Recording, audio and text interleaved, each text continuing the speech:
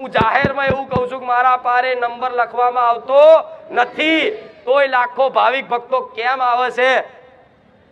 એ આઈને એક વખત અનુભવ કરો, ખબર પડે કે વગર નંબર લખે, વગર કોઈ વાત કીધે, ખાલી મારા સાનિધ્યમાં બેહવાન પ્રવચન સાંભળવાથી તમારા દુઃખમાં 75% રાહત મળે છે એવા મારા જૂના ભાવિક ભક્તોનો અનુભવ કે મારી તારા પારે કોઈ દાળ પૂછ્યું નહીં, કોઈ દાળ સ્ટેજ ઉપર આવ્યો નહીં, પણ તારા વિડીયો જોઈને જ મારી અમને ઘેર બેઠા બધું સમાધાન મળી ગયું. માં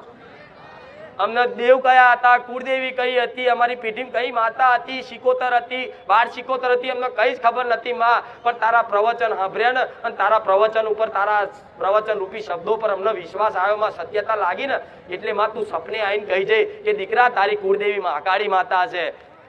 એની જોડે એક મેરડી માતા છે, તારા એક પૂર્વજ ભટકે છે, તારી એક 12 શિકોતર માતા છે, તને તળિયાનો ગોગોમ નડે છે, તારા પેઢીમાં તારા બાપે નાગ મારેલો છે, આવું બધું સપના બતાવું છું કે નહીં?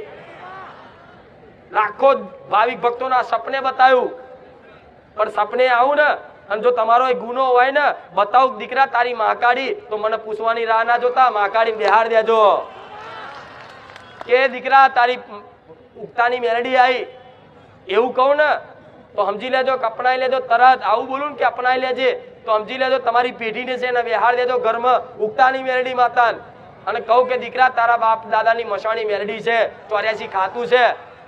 તો મને પૂછવા ના રાહ જોતા, ઓટોમેટિક ઘરની બહાર દીવો કરી લાપસી આલી નારિયેળ વધેરી અને મહાણીને બેહાર દેજો.